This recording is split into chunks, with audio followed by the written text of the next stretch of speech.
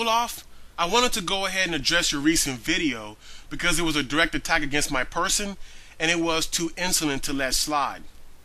I won't be speaking to the attack you made against Dark Matter 2525 because I am not familiar with what he is claiming and I don't want to speak on his behalf and assume I know what that man had in mind or what he might say in his defense.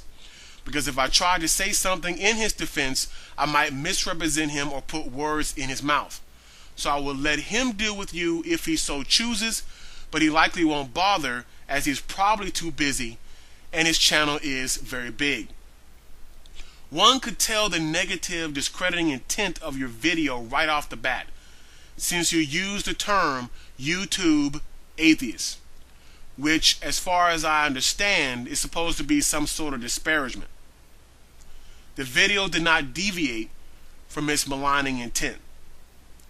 You tell us, Nebrin, that you have grown tired of seeing many misrepresentations of the state of cosmology.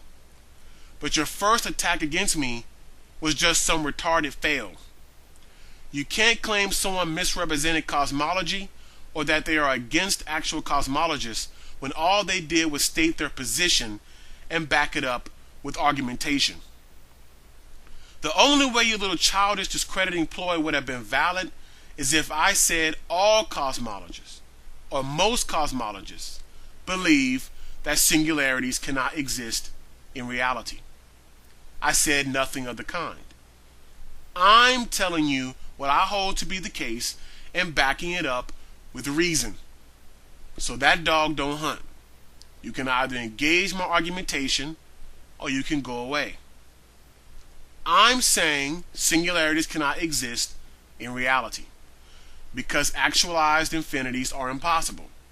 What this means is singularities cannot be real and thus are mathematical constructs only that denote that a given physics has broken down and is no longer applicable to the regime it's trying to be applied to, and some new physics needs to be employed to remove that singularity.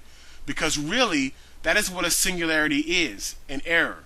The math for that physics just blows up into infinities, and that simply shows not that physical existence or space-time is no more, but that the physics being applied has broken down and needs to be adjusted or replaced. So you can be mature and actually take on the argumentation I just gave to support my position and what I feel is a fact if you so choose. But hiding behind this thinly veiled argument from authority and trying to discredit just don't cut it. By the way, your first attack was so pathetic you refuted your own premise.